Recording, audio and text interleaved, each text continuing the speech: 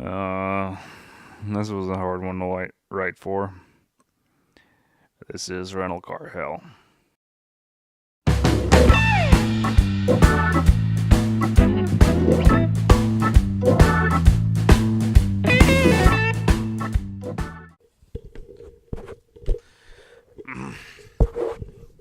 Oh shit.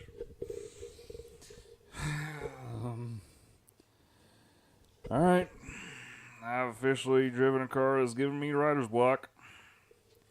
In all my efforts to get the Renegade episode out, I managed to block any real impressions of this car out of my head.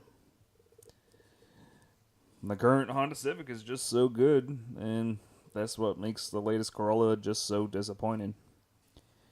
Trying to write for this one was, well, like pulling teeth. And the further I got from my time with it, the harder it became for me to find words for it. And here I sit, dragging on, not getting to the point at all. It's because the Corolla doesn't seem to have any point other than just being a cheap car.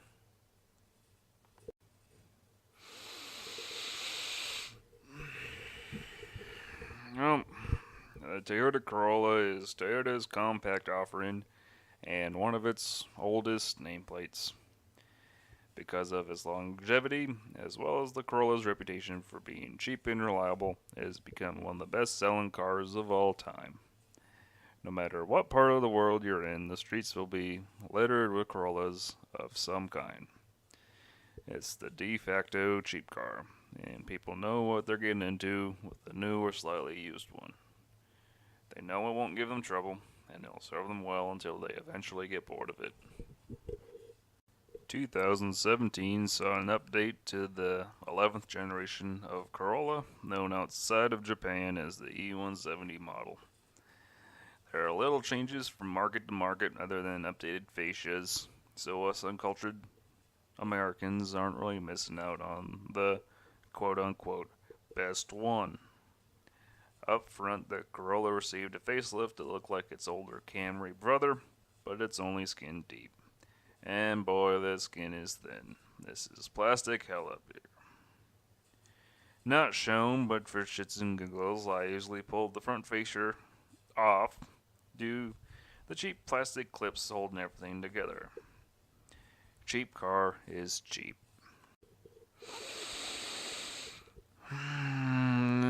Inside you get stuff. There's tech. Don't smoke inside the Corolla, please. Touchscreen works, and I'm pretty sure the rental company has disabled the Bluetooth connectivity for reasons. Absolutely refused to work. There is USB and auxiliary connections, and that leads to a mess of cables that nobody really wants in 2018. I put up with this in my Saturn, and I shouldn't have to in a 2018 vehicle.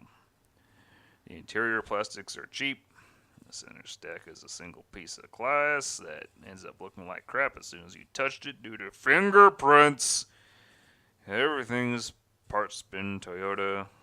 Trust me, that same clock is found on the $50,000 4Runner. Why is the 4Runner $50,000?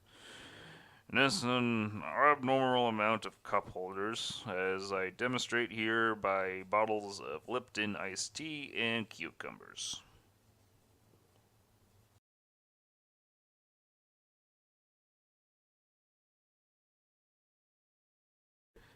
Under the hood is Toyota's 1.8 liter 2ZRFE 4-banger that really likes to rev. Oh boy, this engine really loves being above 3 to 4 grand. This engine demands rental car abuse, and I feel bad for the person that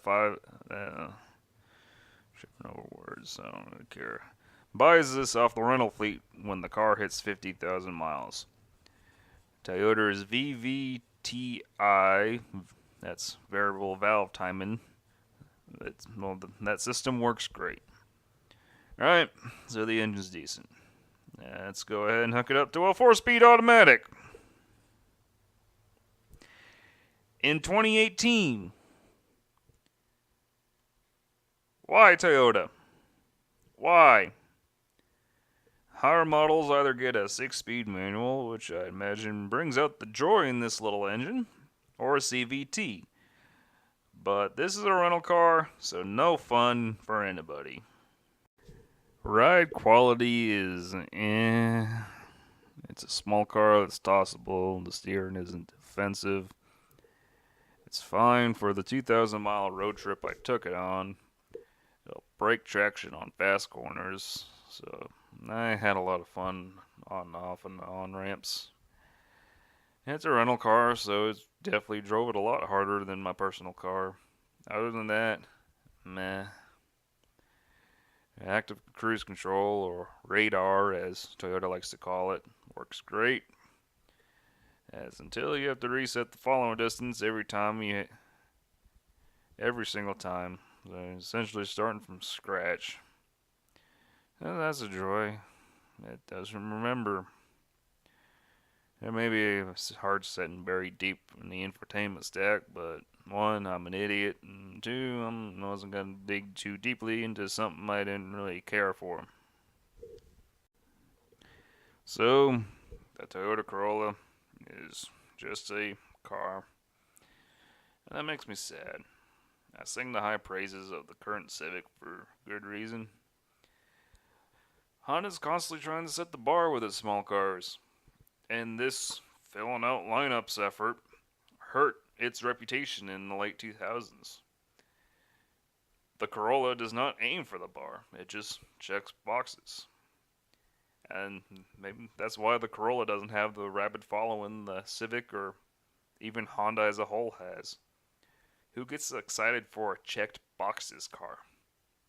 Well, other than crazy people. So, after a week of thrashing this rental car down highways, Maine's dirt roads, and too many cans of Monster Energy drink, I quickly pushed any existence of this car out of my head. Hopefully, the 12th generation coming late this year changes this, because, hey, they're giving us a hatchback for the first time in decades.